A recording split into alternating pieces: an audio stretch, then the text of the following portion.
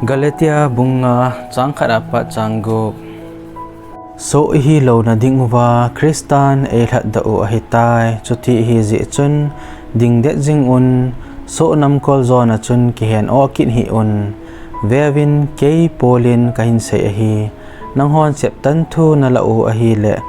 Christan nang ho imacha na phat chom sa lo dingu a hi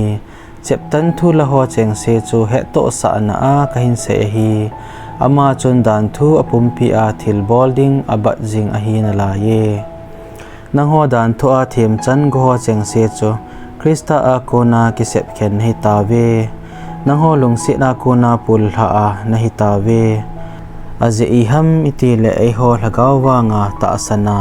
chon phat chan kinia ma nga hi ve